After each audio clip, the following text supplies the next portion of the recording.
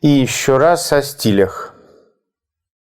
Мы говорили о постимпрессионизме конца XIX – начала XX века. Идеи впечатленцев о разрыве с академическим подходом в технике и темах продолжались. Пуантилизм во Франции предлагал технику точечного, или штрихового, как дивизионисты в Италии, предлагал технику раздельного письма почти чистыми красками. На расстоянии 3 диагоналей картины это создавало эффект вибрации, глаз фиксировал кривые контрасты дополнительных цветов, мозг усиливал разницу близлежащих мазков. Клуазонизм, от французского «cloison» – перегородка, по сути, имитация в живописи стилистики перегородчатой эмали или витража, плоскости локального цвета, отделенные перетекающим контуром. И синтетизм, как его продолжение, синтез, соединение стилей, смесь клуазонизма с символизмом, с примитивом, наивом и, скорее, противоположное пуантилизму в техническом плане. А еще был интимизм, подсмотренные камерные интимные сюжеты, часто похожий на него эстетизм, наслаждение искусством, можно вспомнить наше объединение «Мир искусников», Борисова-Мусатова, Бенуа, Бакста, Сомова, Добужинского, да и Врубеля можно причислить и к символистам, для которых была характерна нереальность сюжетов, многообразие интерпретаций, часто пессимистическое видение мира, такой унылый декаданс.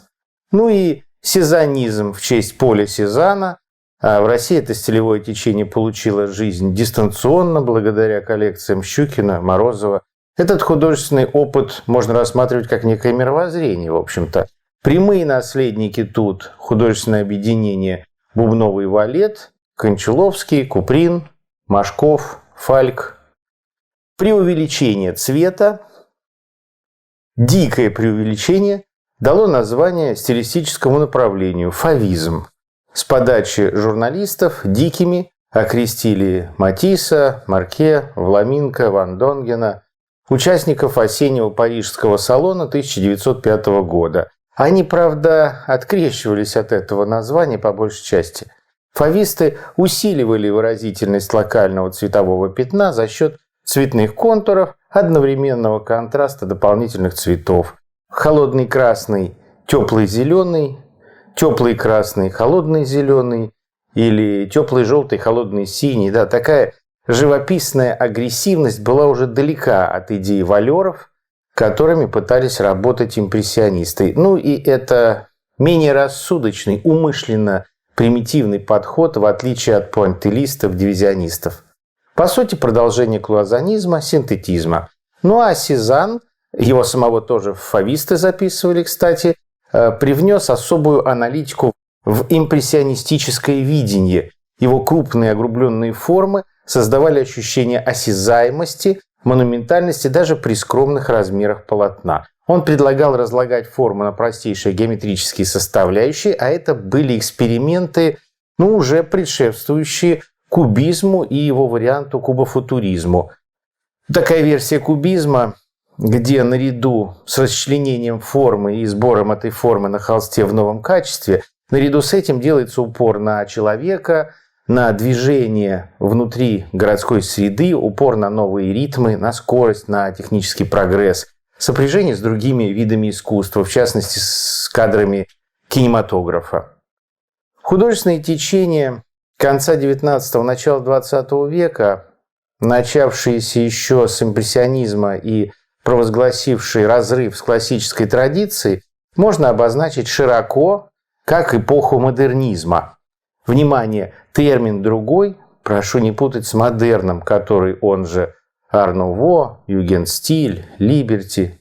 Если смотреть уже, то некоторые из новых измов умещались внутри поля постимпрессионизма. Некоторые заявлялись как совершенно новые направления, тот же экспрессионизм. Шиле, Кокошка был заявлен как иллюстрация эмоционального опыта, реакция на ужасы Первой мировой войны, страх, боль, мрачное психологическое состояние, которое художник выплескивает на холст.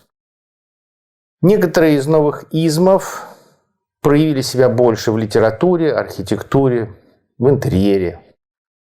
Да, в новом 20 веке после эклектичных отсылок к прошлым стилям, после попыток вдохнуть в них новую жизнь, неоклассицизм, допустим, да, казалось, что модерн, югенстиль с его новой эстетикой, специфическими ритмами, натуральной палитрой, декоративным подходом останется надолго. Но нет, жизнь менялась все быстрее, и новые богачи, банкиры, промышленники не были похожи на романтиков, которым подошло бы такое орнаментальное окружение в виде текучих лент, каких-то там лиан, цветов, лилий, неброский, но сложный в изготовлении декор, эти причудливые узоры.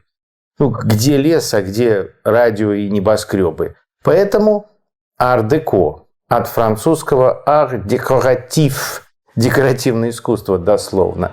Европа, Америка, практичный новый мир, где город побеждал, человек побеждал, не природа, не творец.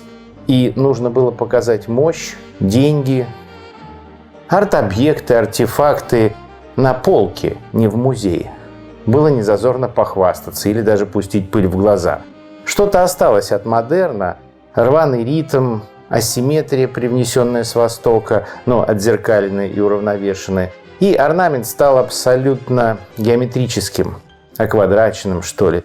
За исключением, может быть, более мягкого ответвления, струящегося стримлайна. Но тут тоже в качестве референса выступала уже не природа, а аэродинамика. А так, в основном, да, более угловатый стиль. Под влиянием авангарда, того же кубизма и конструктивизма, где скелет был самоценен и подавался как новая эстетика.